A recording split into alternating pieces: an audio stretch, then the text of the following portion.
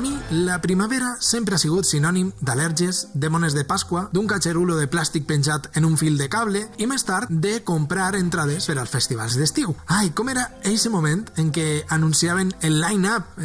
Era com anar a per la nota del selectiu, que ja sabeu que d'unes vegades és eufòria i moltes altres, com en el meu cas, decepció. El cas és que sembla que enguany tampoc tindrem festivals d'estiu, perquè, com sabeu, la cosa està fatal. Està tot molt mal.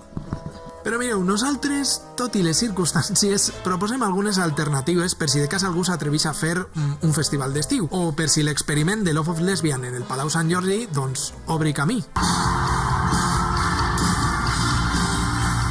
El primer que hem pensat és fer com els Flaming Lips i clavar-nos dins de bambolles de plàstic. Clar que no sé si deu ser molt còmode per anar al bany, o si et venen ganes de vomitar, pel que siga. Tampoc sabem com funcionarà amb el nostre caloret. Vos ho imagineu en juliol o agost? Una altra opció és fer-nos passar per turistes francesos o anglesos, tot i que, això sí, caldria canviar d'outfit. No sabem si després de tant de museu per Madrid estes Pasques a francesos o anglesos es quedaran ganes d'anar a festivals. En qualsevol cas, volem cultura segura, així que podríem tindre un festival des de la finestra de la nostra casa? Només ens caldria posar d'acord al veïnat i convèncer Bad Bunny per a que vinga amb el seu autobús des del Bronx. Si se la saben en su casa, cantarán conmigo, ¿cómo dicen?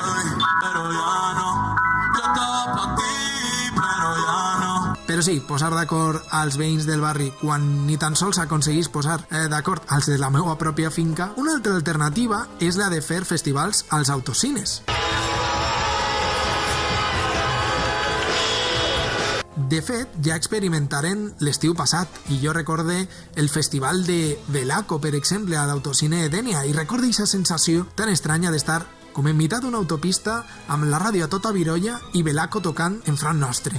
És evident que no hi ha solució fàcil, perquè el més dur de no tindre festivals de música a l'estiu és que no pots quedar amb la quadrilla, perquè qui està disposat a anar-hi? No vos ha passat ja això de tractar de quedar per a anar a pegar una volteta a la muntanya i que ningú no s'apunte? Una decepció molt gran. Doncs mireu, ho acceptem. No tenim solucions ni alternatives per a que este estiu feu un festival de música. Però bé, vos proposem el que sí sabem fer, un plis-play on hi haurà música, actuacions, molt bon rotllo i fins i tot jo crec que acabarem amb un poquet de confeti.